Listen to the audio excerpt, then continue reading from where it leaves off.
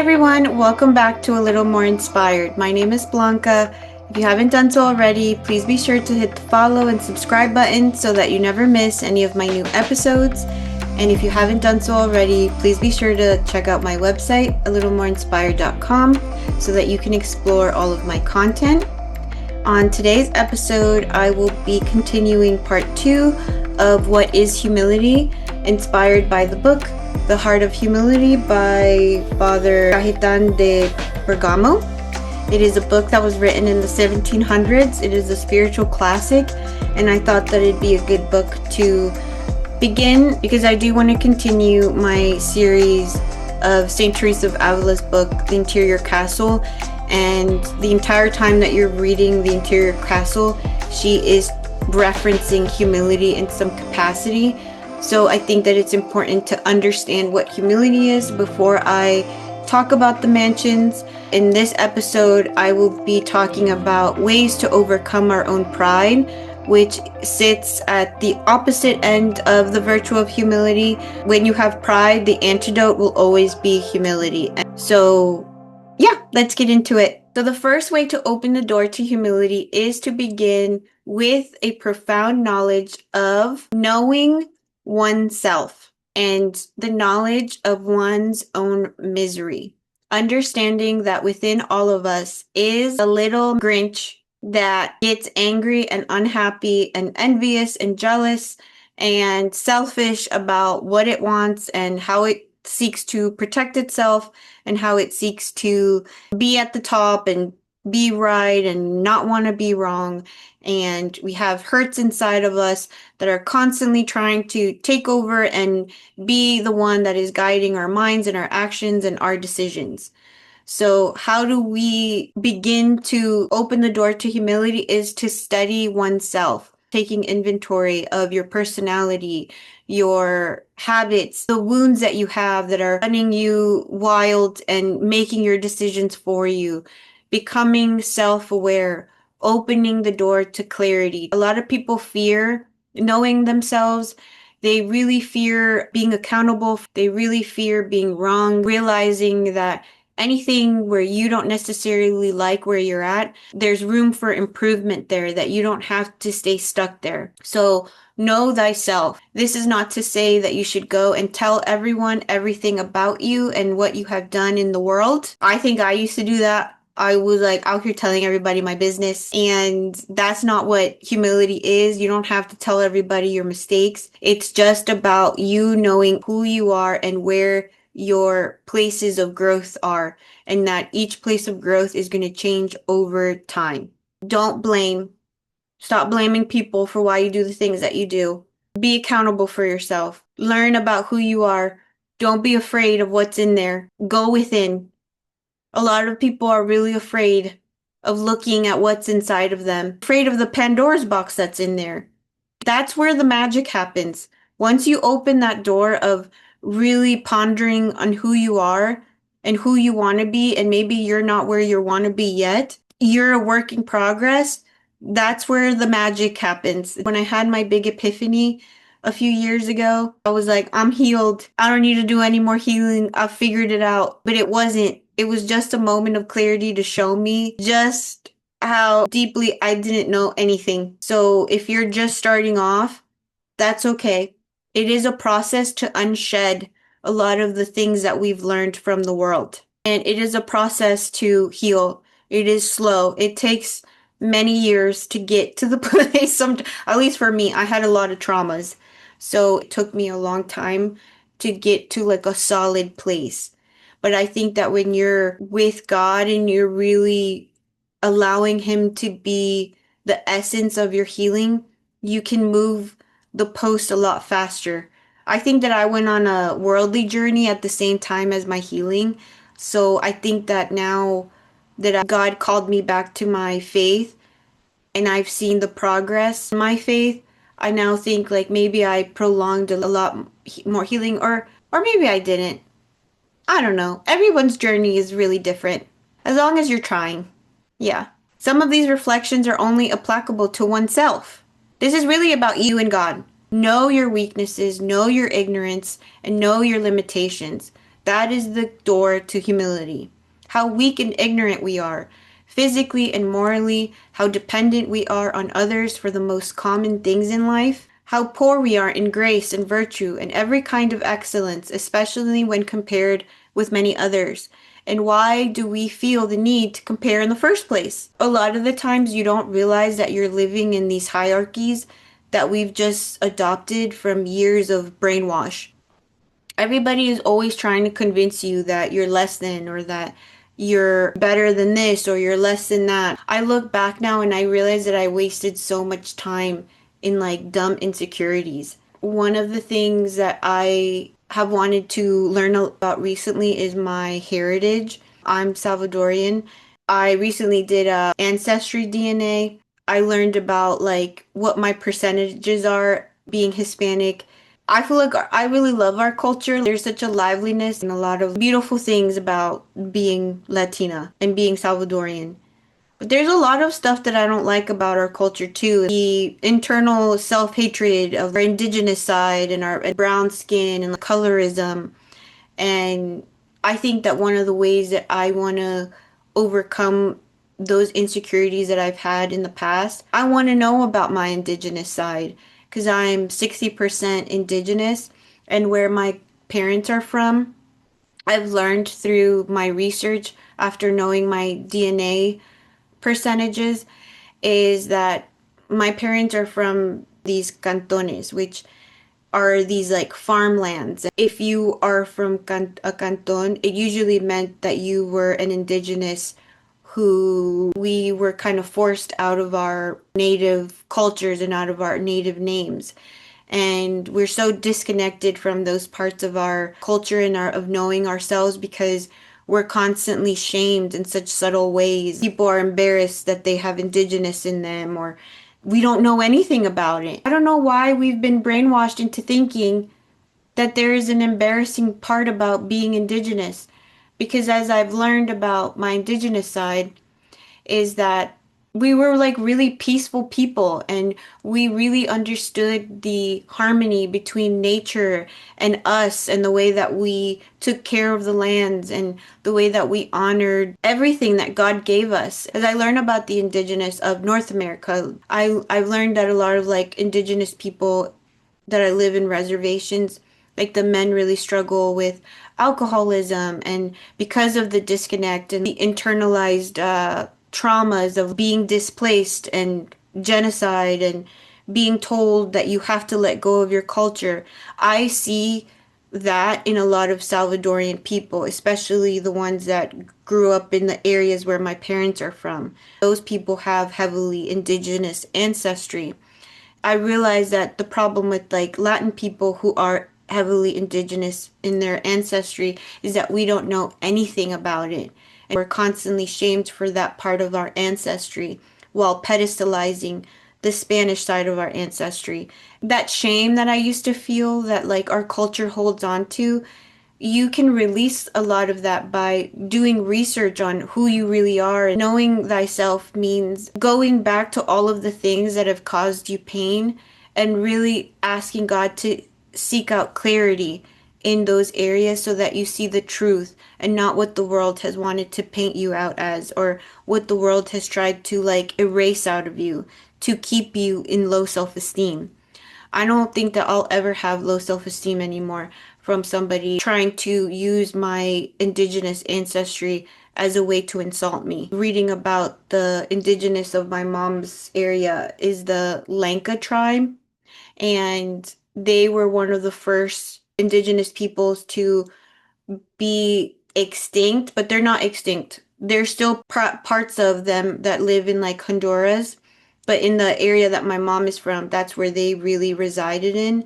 And I was talking to my mom the other day because I wanted to get more information on maybe she knows something about our ancestry. Do you know what our indigenous tribe was like? Did you hear anything from your great grandparents or from our grandparents?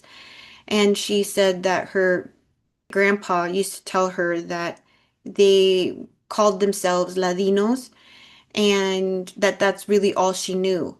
And when I was doing my ancestry, I learned that the word Ladinos was actually a word that indigenous people took on because they weren't allowed to claim their true names.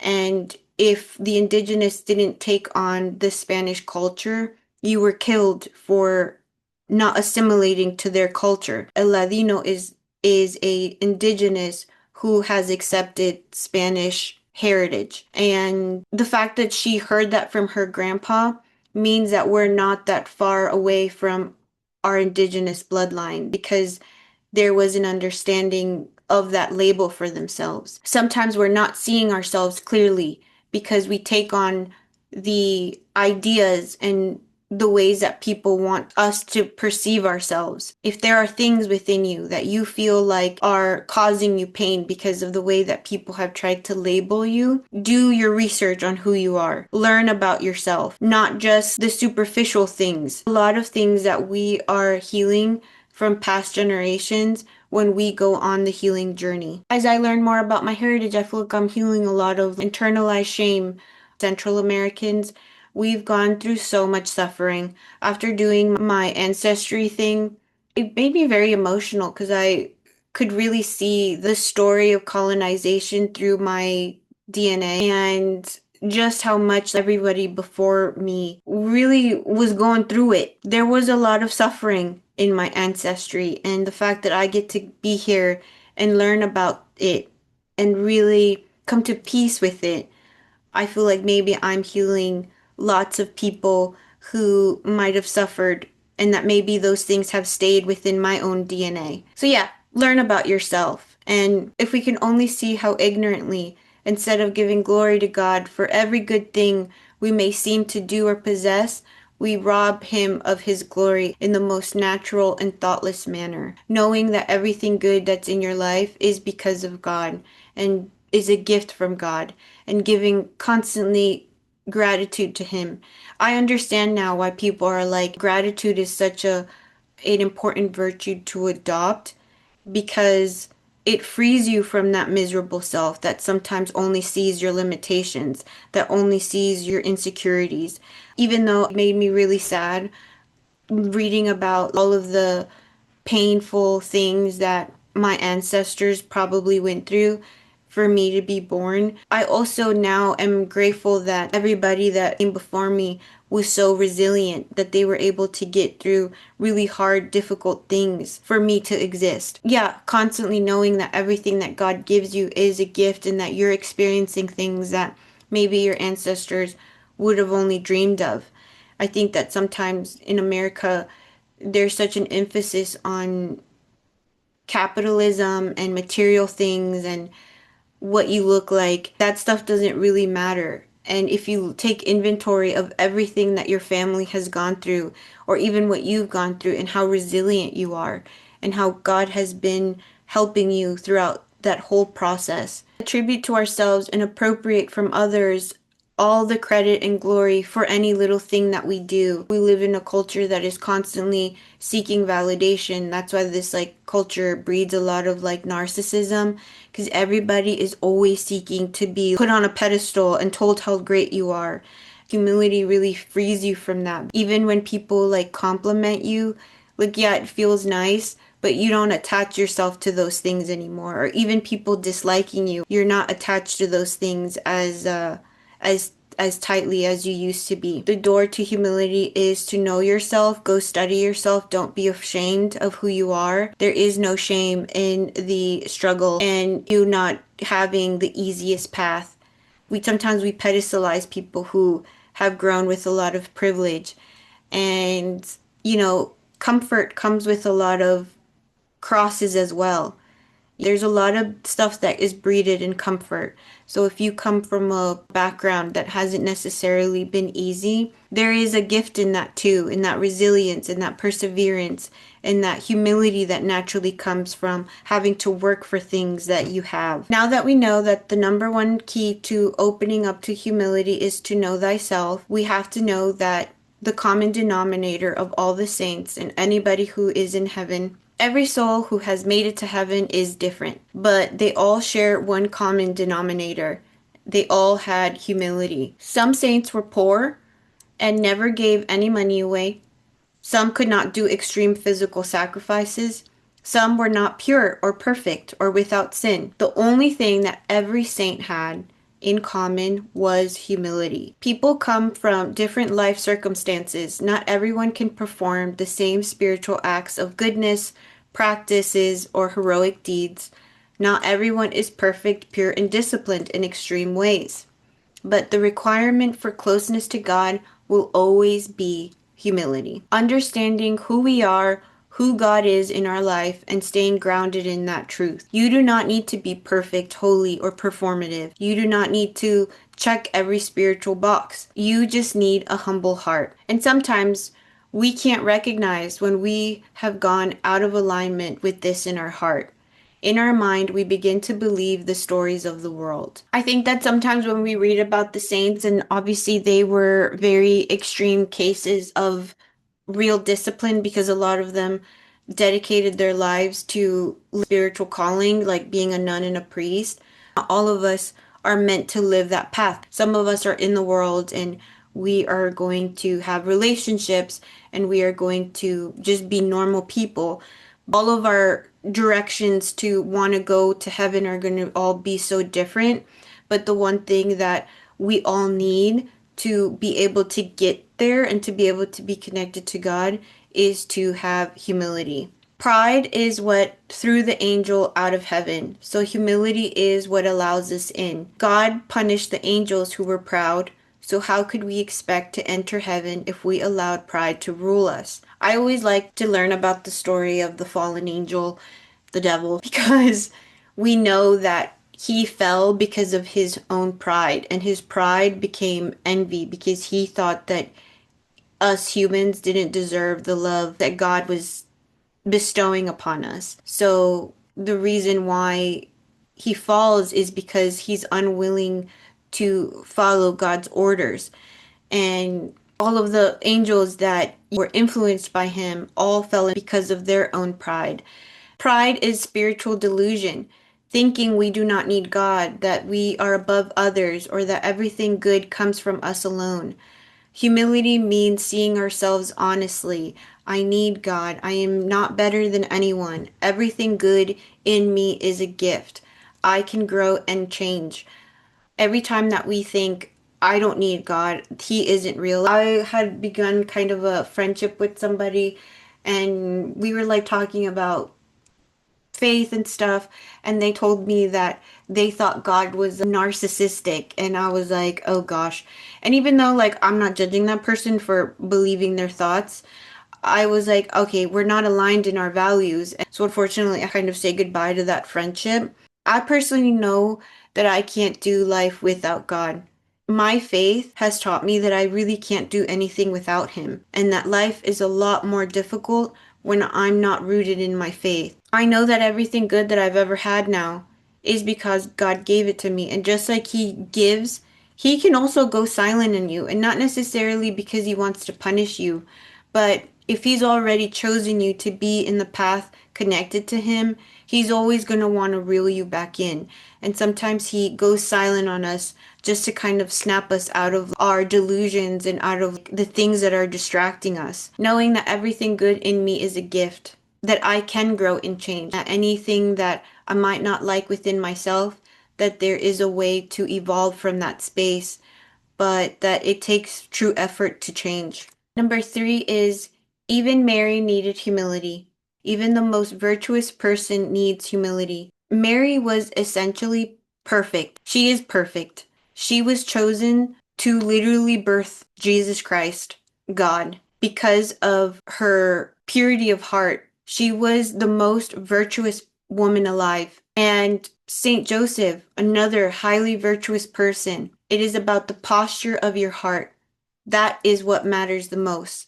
Virtue without humility collapses. Humility without other virtues still leads you to God. When you have humility truly in your heart, knowing that you don't know everything, knowing that God's will is more important than our own desires, that will always lead you in the right path. Number 4, humility is greater than purity.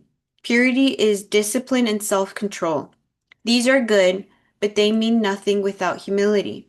A person can do everything outwardly perfect, but spiritually empty if pride rules the heart. With religion, there's an issue with a lot of people really good at following the rules, but not living spiritually full in their heart. I think that I see that a lot in American churches. There is a lack of spirit in the way that they practice their faith. Humility is the foundation of all transformation. Are you seeing everybody as a brother and sister, even if they don't look like you? So, the sin we ignore most is pride. We focus on outer sins, but ignore our own pride, the most dangerous one. People fight hard against temptation, lust, physical desires, sensual impulses, but rarely do people fight the spiritual sins, especially pride. We often obsess over behavior, appearances, moral mistakes, turning our faith and virtues into performance and another way to feel better than others. But we ignore the inner self, the spiritual self. So ask yourself, are you ignoring your inner self, the inner spiritual life? Are you ignoring self-awareness? Are you really taking inventory of our need for superiority? Are you looking at your defensiveness? Are you looking at your entitlement? Are you looking at your judgment of others? Always needing to be right, an endless craving for praise, refusing correction. That's where the real inner work is.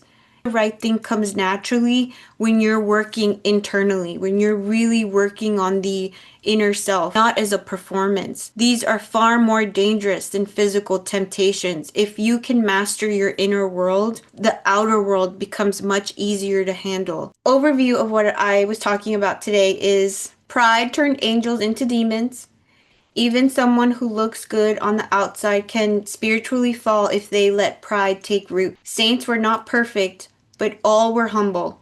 Everyone's path looks different. Humility is the only universal requirement for holiness. Pride blocks us from God. If pride sent angels away from heaven, it also keeps us from intimacy with God. Even Mary needed humility. No amount of virtue replaces the need of a humble heart. Humility is greater than purity. Humility is the greatest virtue. Without it, other virtues lose their meaning. You cannot sustain goodness without a humble heart. You can't truly do good things if you haven't cultivated humility in your daily practice. If we fight our outer sins, but we ignore our inner ones, then we're not making as much progress spiritually as we think we are. The biggest spiritual danger is pride, which can often disguise itself as righteousness. I've been reading the Diary of the Divine Mercy by Saint Maria Faustina. She talks about how when you have a spiritual vocation, like one of their virtues is to be perfect in their spirituality. They kind of have to use that language. And so when I hear them say like being perfect, I know that they're saying that from like a place of their vocation. But sometimes like if you're just like a regular person and you're like being so perfect where that becomes pride in terms of like there is no wiggle room for growth because you think you already know everything, because you think everything has to have a certain outcome. Recognizing that, how pride disguises itself as virtue. Learning humility from Christ. Jesus invites us to learn from him, not by performing miracles or by accomplishing extraordinary spiritual achievements, but by developing a humble heart. When he says, "Learn from me, for I am gentle and humble of heart," this is what he means. He is showing us that humility is the foundation of his entire way of being. So yeah, I think that at one point maybe I thought that with my spiritual path that I would have like these extraordinary experiences. But as I get more clarity, I realize that the biggest miracle is me having a humble heart and having just like a normal life and being able to walk through life constantly correcting myself, but also just being okay and like, just being normal.